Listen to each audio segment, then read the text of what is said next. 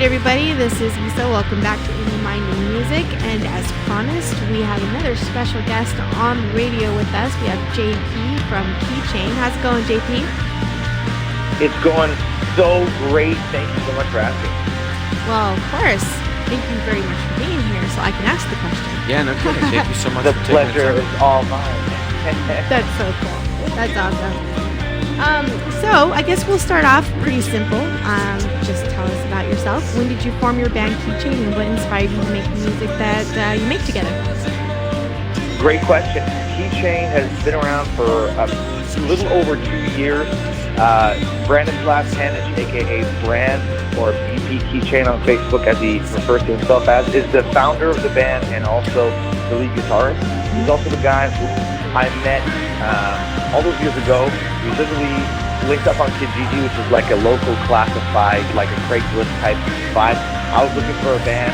I wasn't sure which direction I was necessarily going to go in, but when I connected with Brand, we literally had the same vision.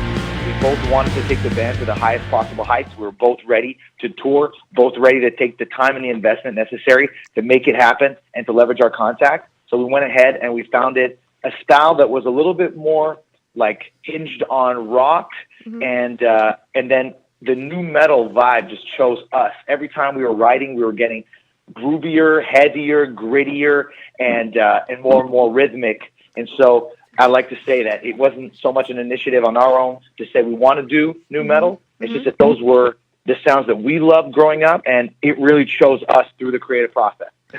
Right, because I mean, you guys have been compared to bands, from the 90s and 2000s up to now, like Korn, Slipknot, Limp Bizkit, and to name a few. You guys have been definitely compared to them. I saw both of your videos on YouTube. I think you guys definitely have your own sound apart, from those bands that I've mentioned. I mean, do you feel like you guys have that distinguishing sound? I mean, I'd hope you would, right? I really, first off, thank you, and I really appreciate the insight, and I thought it was really sharp of you to describe that the way you did. Thanks. In my opinion, I think that every great nu metal band has always had their own sound. Deftones, SOAD, Rage, Limp, Linkin Park, Mudvayne, all of these bands have a completely different sound, and yet fit into that era, and I think that that's where the title nu metal kind of stuck the most. Any band that was being an alternative, heavy, but also had a hip hop element to it was like, bam, lump it into nu metal, sell it, package it. But now it's not so much the title that matters to the industry, but I think the people still connect to the energy, the rawness, the independence that comes from it. And that's something that we wear proudly. So I want to say thank you. And yeah, we really want to have our own style, and nothing could be making me any happier than be compared to my idols. Those bands you described are bands that I look up to, and I always am going to honor and pay homage to them. Yeah, no, I definitely agree with her. You definitely had very much musically, I mean, vocally, it's a completely different situation, and I loved your vocals. But musically, it's very much a Korn-esque, and Mudvayne style, music. I loved it a lot. Right. Sweet, man. Yes, thank you. Yeah, I'm gonna agree with Nate. Everything, the energy in the videos. I mean, it definitely makes you want to just go to one of your live shows. Yeah. Yes, yes. That's exactly what our strength is, I would say. In this day and age, people develop empires based on their views and whatever they feel they can leverage, so that corporations and the industry that is, I guess, falling to desperation with how to keep their houses standing up still. And so when guys like us who say, can I swear on this show? No, eh? No, we're Go online. ahead and say whatever you want. Oh, yeah, sweet. So I was just saying, you know what? Fuck the money, right? Yeah. Fuck the record labels. Fuck everybody. We're going to do exactly what we love, and we're going to connect with the people who want to support us. And if we deal with institutions that want to support that and want to share the success, that's what we do. We share, right? No one wants to be in control. We're trying to have one family, right? We want to build one family with the fans. The people who appreciate us can always connect with us on a personal level, and we want to do the same thing all the way up. And we always keep our egos in check. We want to make sure that, we're in it for the long haul. We're not afraid to take risks and take losses, because it's not a winning game in almost any strive to any personal sense of greatness, right? We really know what we want, and we're not going to stop until we get there. No, that's awesome, man. I think that I'm actually a fellow musician as well. I'm in a band called A Fall to Break. Nice. And we've kind of gone the same route. I mean, we signed one record deal, and very glad to be out of it at this point. And luckily, we actually were able to get our rights back for the album. Yeah, totally. Wow. It's one of those things where it's Good just job. like we lucked out on that one. Yeah. It was like total luck. Yeah. But you know, it's one of those things that, like, you know, you kind of get strong-armed into a situation, and then you learn from it, and you're like, you know what, like, I will never ever work with somebody that is sketchy, and almost all of them are sketchy nowadays. It's tough, man, and I agree with you 100%. First off, congratulations on having the courage to power through that experience. Just remember that no matter how successful you know you want to become, the successful person has failed so many more times than the person that has never tried. You feel me? Oh, so yeah. most of us just stay in our little safe zone. Everybody that you're going to run into in this industry, like I said, it's burning in flames. You feel me? Oh, like, yeah, totally. The rich labels that were managing the most talented artists in the 50s, 60s, and 70s, now that there's no tangible worth of any music, the only way to turn a profit is by doing shows. So why shouldn't we focus on our live performance as being the best asset that we have? You feel me? Oh, yeah, no, totally. Now you guys, now you touched a little bit about the creative process of your band when you first started, introducing, what inspires you to make music together. But what would the audience listening to your songs, what would they expect as the main themes or topics for most of your songs on the EP Breaking Out that's out now? And do you think these topics will change over time as you progress as artists? Wow, amazing question, Isa. What I would say is that, of course, the theme is going to evolve because we as artists always evolve and challenge ourselves. You wouldn't want to hear the same thing in album 4. Of course, people who really love EP 1 or album 1 are going to want to see the same elements, and we're always going to cater to our fans because we grow together, so that's for sure. So we never forget our fans, ever. But it's also key to keep in mind that the theme of this is about empowering yourself. Right? So it's about cutting loose from the chains, like the name implies, right? Whether it's your institution at school, whether it's your relationship, your family, whatever it is, you got a gift. You're alive, and you need to take charge of it. I could be singing R&B, you know what I'm saying? I could be chilling. I could be doing a whole lot of different vibes, but something compels me to deliver a really strong, positive message through, I feel like the word anger has like negative connotations, but let's just say like a righteousness, like a real just cause. I want to empower the person listening. I'm not complaining. I'm not whining, right? You hear so much stuff nowadays. If it's not like chilling, if it's not like a hip hop kind of party vibe, what is it? It's like people complaining, crying, screaming. I'm tired of it. Personally, it's not my message. I'm cool. I'm cool with the sounds of other artists. But for me, I really want to empower the listener. I want people to find the strength in themselves to multiply their capacities, to take charge of the gift that they have, which is to be alive, man. Cut it loose, right? Let the burdens go. Move forward. Feel me? Yeah, that was powerful words. Yeah, I mean, too many people definitely hold back or hold themselves back from living life, and I totally feel you on that. Wow, yeah. Yeah, man. Nate, I want to congratulate you again for choosing to make the music and how you guys are developing a platform for artists to connect to the world. I know it's not easy for you guys either to be able to reach out, but the fact that you're choosing to do it makes you so much greater than those who wish that they could have that platform. I hope that you guys embrace it because I'm really appreciative of the opportunity to talk to you guys today. No, we appreciate you too because, you're making the music, and if you weren't making the music, we wouldn't, get to know you and have you on the show right now. So, speaking about keeping, the music going on, you guys are getting ready to go on tour for the first time First time, for support of... it's not the first one. The very first tour we went on was like a week long. Okay. Then last year we left for like a North American, we call it a cross-country North American tour. So we did some dates in Canada, and so we went from the East to the West Coast, which was super dope. It was a great experience. Fell in love with the concept, roughing it, as you can imagine. Oh, yeah. And now this time, and then this time around, Brand was like, fuck it, man. I'm not going to do one more Christmas party at corporate. I'm out of here. I'm just going to book the whole tour by myself. I'm going to leverage anybody that we can find to help us book that tour with us. So we dealt with different institutions. Different people deserve credit for booking parts of the tour. But the person who deserves the most credit is the guitarist of this band, Brand Panich, who's done a ton of legwork. And so we really work together on the strengths that we do have to make sure that we can make the whole vehicle move forward. So the fact that we have now like 4 months of tour already booked, we're announcing 3 months, and then we'll have another 1 month leg with Everybody Panic. And then whatever else we can pull off, we're just going to keep moving forward, man. If we don't ever come back, we stay on the road, great. Right. So you guys, that 1 month that you haven't announced yet, that's kind of like around East Coast, right? Yes. Yeah, it's what I was reading earlier on your Facebook page, I guess.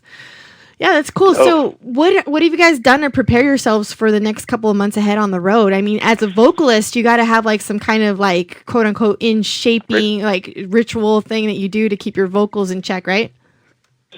Yeah, I mean, I'm lucky because I sing like a rock, right? Which means my voice can take a beating, and I'm still able to sing, right? If I was hitting high notes and I was doing like the weekend type stuff, which is things that like a guy with 10, 12 years of experience should be able to do, right? But I don't know that I could consistently deliver really, really challenging high notes. But when it comes to doing rock, even if like I go bodyguard hard for 3 days, and whatever, it doesn't matter because the emotion is still going to come through. I'm still going to be able to deliver. So for a great question, the answer typically is yes for most styles, but because, well, let's say I'm doing this really high note, but it's going to break, or I think that it's getting sensitive because there's too much air conditioning or whatever, I'm not a diva, or at least I try not to be as much as I can. You know what I mean? So I try to keep my ego in check, and I try not to ask for special nothing, right? I don't want special drinks, special nothing, because I don't want the guys in my band to feel like I'm getting special treatment. I want us all to stay at a level that's fair with each other. You know what I mean? Right. So, right.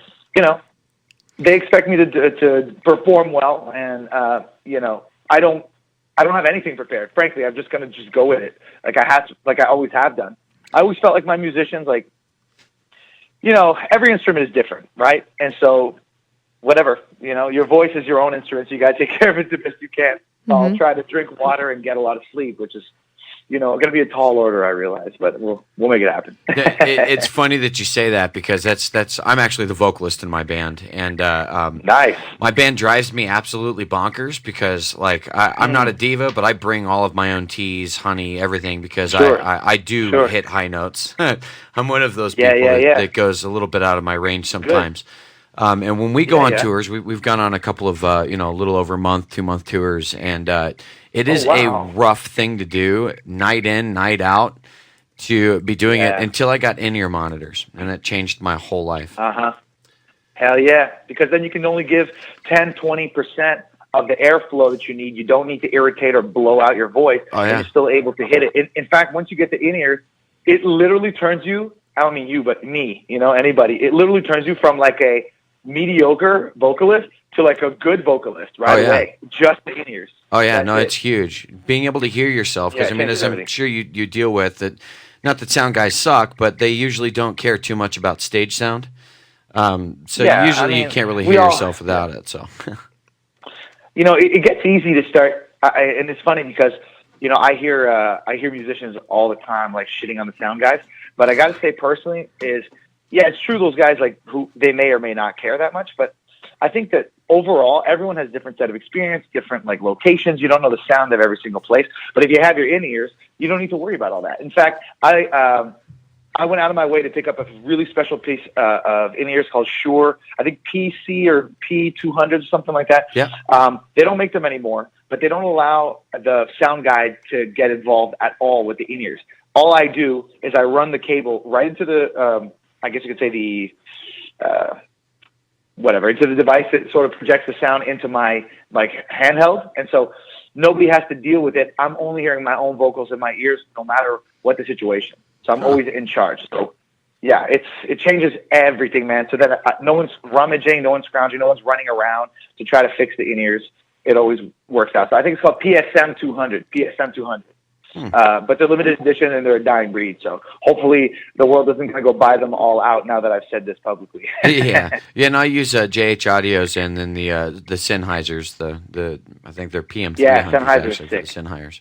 But I love those. I have to have guitar in my ear. If I don't have guitar in my ear, I'm assed out. So I feel you. So you know yourself. That's the key. Yes. So I'm gonna drive this question a little bit more towards the industry. So in your opinion, JP, Cool. in what ways has the internet helped and hurt today's musician? How have you overcome any challenges that your band has had in order to support the band in today's internet world? Amazing question. The following opinion is based on education that I get from the internet to begin with. So, and a lot of it is and the second half is going to be based on my personal experience. So Okay. my opinion about the industry, opinion on the industry is, of course, there was money in it once upon a time because music is something that we all love to consume, except that it's become a commodity since Napster. And it's not that any of these people did anything wrong. It's just that when you give the world something free, like, technically electricity could be free, right? You guys know that like heat and a lot of services could just be free, right? But corporations, and it's just the nature of the capitalist system that we're in. I'm not saying down with capitalism. I'm only helping to explain that there can be no, you know what I mean? It's always going to be suffering when people controlling a resource equals their wealth. Do you feel me? Oh, yeah. So now what happens is the music industry now can't control the wealth. Good news is a bunch of new artists can come up, guys like me, who invest my own money, who bust my own ass, and next thing you know, things can move forward. What the problem is it takes really, really long because I'm not being financed by $500,000. If somebody wrote me a check for $250,000, my life would be a lot easier, and I would shave like 3 or 4 or 5 years of the hard work that I need to get to the same level. But right? you still owe that money back. True. Right, that's the problem. I still owe that money back. Plus because a the problem is percentage. the labels are cannibalizing because as the fat sacks who want to keep their jobs and pay for their mansions start to realize that they're not making any money anymore, what do? They change the contract so that now any artist that signs a major label contract owes everything back after like 5 or 10 years max. Yep. And this includes literally everything. So you live the dream, you give away your best years, and then the people who are going to take absolute ownership, tooth and nail, are these labels until their own fat sacks fall off one at a time. But guys from the industry will tell you that they themselves don't even have loyalty to their own industry or to their own companies anymore because the top of the mountain is taking control more and more until it just falls apart. Like, it's not going to take too long. Oh, no, it's already so it's happening going to be now. oh, yeah, 100%. So I'm not saying that it doesn't still okay. It could still be worth it. Mac Miller signed a $10 million deal with, I think, Warner Brothers or something like that because he was out of money. Like, he was an independent artist who released like 5 or 6 albums and then signed to them because he's like, man, I have nothing left. At least I'm going to cash out and get this 10 million, right? This makes sense for an artist like that who has a huge fan base, right? But like we have a very small kind of private, underground fan base because we really just started, right? How many fans, like real fans, can I put my hands on? Like 20,000, like 40,000 fans? It's not crazy, right? It's only like year 2. As we tour and we release more videos, it's like you release a new video, both your videos double in views. You reviews another video, all your videos triple in views. So it's like you got to keep dropping videos. You got to be all over the place. You have to flood the market constantly so that you outrun everyone else that's not running. You know what I mean? Oh, yeah. Yeah, you got to be active, because the minute you sit, you're like dead fish in the water in the next exactly. step, so. It's your job, right? You want to work at corporate, earning somebody else's money, doing something you hate, or do you want to work just as hard, if not harder, doing something that is your own merit? You know what I mean? Not everybody wants to do that. No, it's definitely takes some dedication. You gotta have the passion drives the force. So for sure. Yeah, and you got to be ready. You got to be ready to fail. You got to be ready to make mistakes. You got to be ready to get burned. We were talking earlier about you were being approached and you got an opportunity. It wasn't as great as you would hoped, and you got ownership back, which is phenomenal. Really good for you. Right. You know what I mean? But you can deal with people. But my advice to any new musicians is what you do is you ask for the contract. When they send you the contract, you amend it. You say, okay, this looks good. I'm going to add a couple things. Non-exclusive agreement. I'm going to add a couple things. You don't have ownership over anything. If you want to share the success of the experience, then we build a partnership. We build a team together. You get what I'm saying? It's not like you're going to own me because I signed one document with 2 paragraphs written on it. You know what I mean? And if they try to scare you with lawyers, they're like, I'm going to break you down, we're going to take everything, then go see a lawyer. Literally, go take $100, go see a music lawyer, and get them to write you a letter that breaks the contract that was written poorly by a person that wasn't respecting the law, that was trying to intimidate and bully you to begin with. You feel me? Well, that's why we didn't. We actually didn't even have to get a lawyer involved. We already kind of knew that the contract had issues because they didn't even fix some dates on it and a couple of other things. But we had to push it out, and they actually ended up closing doors. Yeah. And because they closed doors before they actually technically released our album, it came back to us. Yeah. So no way. Yeah. So we just started working on new stuff and kept them from putting it out. So. Wow. So yeah. Wow, JP. So you speak like a man that's had this experience, and I mean, these are really good words of advice. So if you're a musician listening right now, that is some really, really good advice. It's almost like you would think to do that, but in the moment, you get so excited about signing a contract and you're just like, wow, we got signed to this label, and you're just like stars in your eyes, and that kind of deflects, and you ignore that small little print. So Absolutely. Just definitely, you're right. Yeah, this is your work. Well, and it's not just that. I mean, sometimes it comes down to the fact that you've been at it for over 10 years or 12, 15 years as a group, and you're in your 30s, and you get a contract that's good, that doesn't take complete ownership, but in the end they don't do anything. I mean, that's the biggest issue. They're never going to do nothing, bro. No, now they don't. They used to 10 years ago, 15 years ago, but now they literally sit back and expect stories you were told. Right? Well, in the stories you were told. And again, back in the 90s for sure. But right. So I'm agreeing with both you guys. The thing is, artists in general tend to be introverted on average, because that's what brings people to a certain level of creativity and things like that. I'm not saying all artists are introverted. As you can tell, I'm an extroverted character, but there's no such label, right? There's no such label that defines human beings. You can be whatever you want. It doesn't matter. But what I'm saying is, let's say you have a bunch of introverts who work hard and deliver a quality product that sounds phenomenal, that inspires hearts and minds. And then you have an extroverted management character, right? Not talented necessarily when it comes to creative processes, but talented in playing a game of business, right? The game of communication, the game of law. There's a lot of different types you need to team up with the right people, right? You don't, like Fred Durst was a businessman. One of the important reasons why Limp Bizkit was a huge success, because Fred Durst had mad balls. You feel me? Yeah. But most bands don't have a front man that had that necessarily. And I don't compare it to that guy either. Like, let's be real. Maybe I will one day, but right now, no. So it's important to think about these people who are coming to you are predators. It doesn't mean that they don't help you, but it means you need to protect yourself and force anybody that has a relationship with you to honor their word. If you want a label that gives you a good deal to do something, you put it in the contract that by a certain date, they have to have such and such a thing done. Certain date, this done. Certain date, this done. This many press releases, how many a year? So, like, the sales pitch they give you, this is a really easy. Okay, fans, listen up, straightforward. You have a conversation with somebody who's making you promises, write down all the promises they're telling you, and then when they send you the contract, amend it, add an extra page, send it back to them. They're going to have to sign a document that puts their word to the test. If they refuse, they're bullshitting you. And if they actually sign it, you are winning really big, because no one would ever have a legal document protecting the promises that people make to them over the phone, because only individuals who are really minute would go through that. So that's all you really need to do. So guess what? If they don't follow through on what's written on the contract, you can break the contract and go wherever else you want. Yep. You feel me? Oh, yeah. No, for sure. Yeah, and walk away with whatever advance they gave you. Yeah, that's pretty smart. Wow. Straight up. That's really, really smart. And it's not let them burn. But there's one caveat. He said let them burn. Playing with the big boys.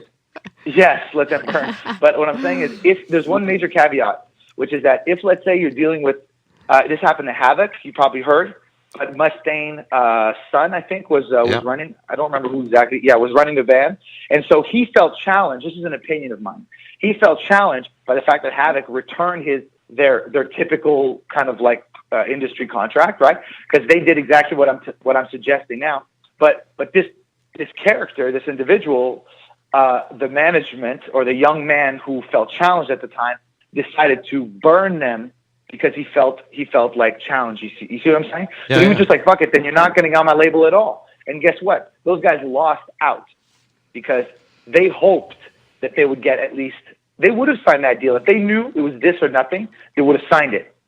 Because you can even tell with the press releases that they released through Metal Sucks and shit like that, that in the end, these guys regretted it. But they did the right thing. But it just depends. You got to gauge the personality you're dealing with. Because if you play with the big boys, these guys will way more easily. They don't want to give away the very little bit of power that they have left. Right? They don't want to sign a crap contract.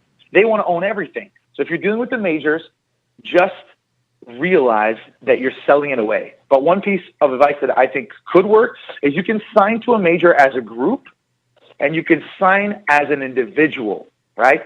So if you sign as a group, it doesn't mean that you can't release music individually and release a new project on the side. So if that happens, you can solicit your own fan base, because right now labels will probably never, ever know how to gain control of your fan base. So if you have an authentic fan base that is your own, you can control your own Facebook page, your own everything, and you can literally just hijack your fans. If a label fucks you over, change the name and hijack your fans and just start a new brand, a new project, communicate with everybody from the industry, a million blogs, and just tell them, listen, I've got a new project, I dropped my label, they fucked me, bang, bang, bang, and then just use the hype from that experience to build a new momentum, and then you build, do collaborations, and you got to basically reinvent yourself, and then you could repropulse, and then the label's going to lose out again. Yeah, I was. Dylan? Yeah. Oh, dude. Yeah. No, we were actually in the process of doing that already. Yeah, no. When the label closed down, and we got Good it right job, back. man. So it was You're a like, smart guy. it was like, all right, well, I guess we're gonna take all these songs we're working on and take them back over to the original band. So, wow. Yeah, Okay. These are opinions, just opinions. What I'm sharing, like, take it with your own experience. Oh yeah, no, for Right, sure. for real. So, JP, I mean, you're a smart guy, and it's obvious that you're very descriptive in the way you talk and the way you rap, Thanks. and the way you sing. So,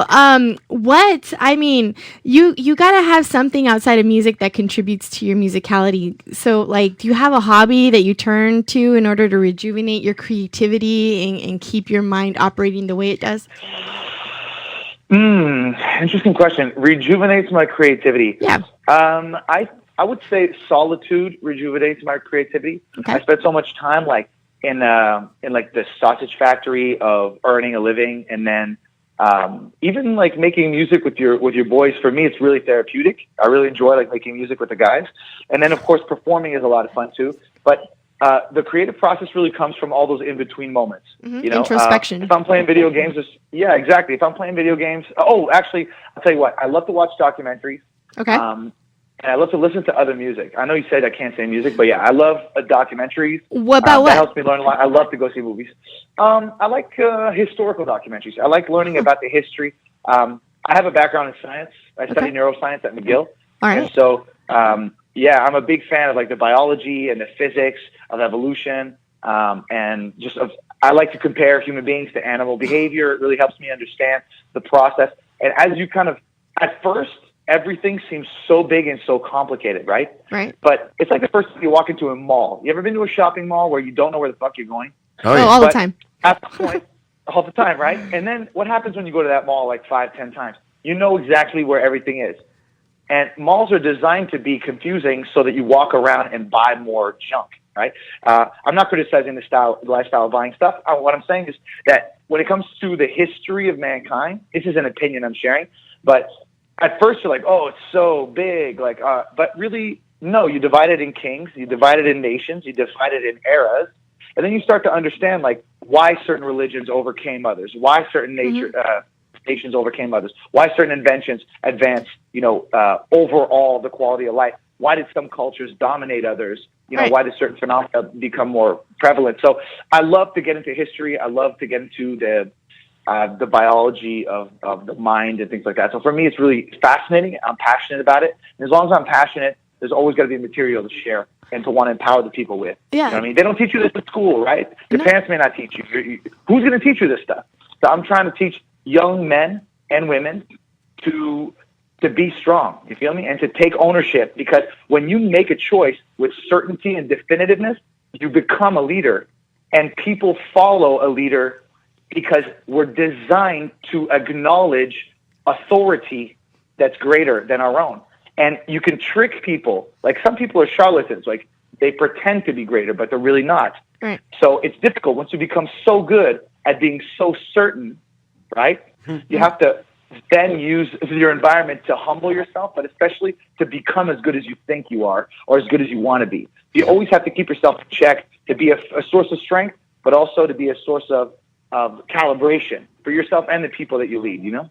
Oh, No, totally. And I like that you mentioned that. Not only does it give you, some great introspection and all that, but reading into things that have happened in history, it gives you great content for your music. You have that platform with that microphone every single night that you perform when you're on tour, or every single time you go into the studio and record. You have that platform where you can definitely engage with everybody that's listening to you, all your fans and all the fans that you have yet to create, and you can definitely educate. One time I heard a story. I don't even know if it came from you, Nate, but somebody had told the musician to dumb down their lyrics. And I didn't really quite understand why. Why dumb down lyrics? I think that is the worst thing that an artist can do. In my opinion, I don't know who told you that, but I think that's the worst thing. If anybody told me to ever dumb down my writing, and my background is in psychology, in the mind of music, Nate's music, I am the mind of psychology. So, nice. I can't think of dumbing down, because it's just, if you do that, then you don't create somebody's awareness to even go out there and search out this information. So I wouldn't say that. I'd say, to an artist that holds that microphone as a singer, and the one that writes the music, go out and venture out, learn all these things, look at documentaries, write about that stuff, compare it to how people act now, and then, open minds, do that. No, she did do that for me. I have two accolades I want to give out. I want to give out an accolade to you, Nate, and I want to give an accolade as well to you, psychology enthusiast. Why? Because both of you guys absolutely deserve it. You nailed it, first of all, with that description. And Nate, if someone has told you to dumb down your lyrics, it means that you're already doing a great job at expressing what it is that you want to describe. Oh, yeah, no, I refused to. I told them I will do 2 songs how they wanted it, but I'm doing 10 songs how I want it. Yeah. One of the things, I have a short opinion, because I know I go on.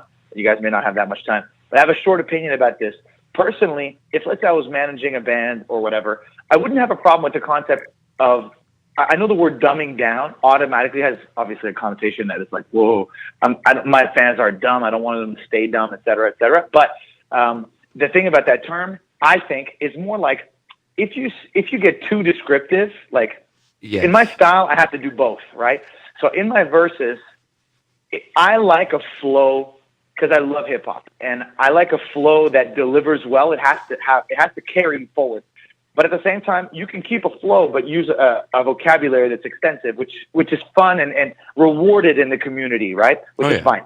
But at the same time, when it comes to my choruses, my literally, my guitarist is always like, bro, it's got to be epic. It needs to be anthemic. It's got to be girls, girls, girls. It's got to be Motley Crue. It's got to be 10. Yeah, it's got to be 10 chantable #1 hits out of an 11-track album. No one has ever done that historically except Motley Crue. And so he's using, and Brand reads all the time, books about the history of rock and roll, like Guns N' Roses, Motley Crue. I got friends, read the Bible of Marilyn Manson, things like that, just to give you an idea of what these people had to go through to get there. And some things are going to be different, but some things are going to be similar. All this to say that it needs to be epic and simple, because the simplicity is the challenge. Even artists like Drake, again, I know we're not talking about hip hop, but even like major artists like that have to make a simple song so that it appeals to the mass and becomes timeless. If you have a very complex, very, very thin slice of individuals that are going to listen to your music that will connect to it because it makes them feel excluded, You can't, right? So in my opinion, you can do both. You can demonstrate the complexity of what you have to say, but you can also, if you want to have a greater appeal, reach out to the more people with something epic, beautiful, poetic, and that challenge will be to make it simple and relevant to the rest of the text. You feel me? That's Oh yeah, no, I that's, they Issa used the word dumbed down. It was not dumbed down. It was make it something that was repeatable and memorable. But Good advice. In such a way that the issue is like you said, I am very, I wouldn't say descriptive, but I like to I don't know. I like to describe things. He likes to do metaphors. Yes, very metaphorical. Very metaphorical. I love it. Yeah, and I like that. I absolutely love it. Yeah, and sometimes people don't like it. Look, man, you got to ask yourself who you making music for. Right. We knew when we were doing new metal, a bunch of people were going to hate on us. Who? Metal elitists, right? People who don't want to mesh cultures. People who want to literally segregate. And that's fine. Like, I don't have a problem with people wanting to define who they are with whatever it is that they used to do it. Like, oh, I'm a metal snob, let's say. I'm only this type of metal. Like, that's extreme, right? Most metal guys and girls listen to different types of metal. And then you can go beyond metal. You can go to rock. You can go to different things, of course. Anyway, the whole point is that it makes sense if you want to just do it for your own style. You want to leave the mark that you want, and it's up to you to decide, man. It's 100% up to you to decide. So be authentic to who you are, because that's what matters most. Oh yeah, I mean we've put out 4 albums, man. I've been doing this since probably like 2006 at this point. Wow, much respect, dude. And it's been fun, we're still working on with this band. We're working on album number 5 right now, and I think my fans are probably going to trip a little bit because it's not what they're expecting. Right. Oh wow. We totally changed. I don't know. We're showing our age. a little suicide silence switch up or what? Oh no, dude! The youngest guy in my band is me at 32. I'll be 32 in May. My oldest guy is 47. So, good job. Yeah. You're cruising, man. All right, so JP, tell our listeners where they can find your music right now. This is JP LaChapelle from the band KEYCHAIN. New metal is back. You can find us at KeychainOfficial.com, Facebook, KEYCHAIN Official, Instagram, KEYCHAIN Official, and if you feel like getting at us at Snapchat or Twitter, you can find me on Snapchat at JP LaChapelle. That's just the JP and then the LACHAPELLE. That's Snapchat. And Twitter is KEYCHAIN_band. But generally, KEYCHAIN Official is all you need to remember to find us. It'll be a pleasure to connect with you. Write to me. I always write back. Awesome. So for everyone listening right now, KEYCHAIN will be out on tour starting out on the 31st of this month and on to the 17th of June. Some of those dates in between will be alongside Wednesday 13, Head PE, and Crazy Town starting out the 31st of this month. That'll be fun. Right, and on to the 17th of June. Make sure to head on over to KEYCHAIN's Facebook page, just like JP said. Subscribe to their YouTube channel to keep up with the band's music visuals. They've got 2 awesome videos up off their brand new EP, so go support these guys. Be safe on the road, JP, though. Seriously, be safe out there. Have a great time. You guys are doing pretty much the whole country, right? You were saying? Yeah, pretty much. Yeah, we're doing it more than we're doing the ridges a couple times, and we're doing the whole country. I'm going to leave you with a little soundbite.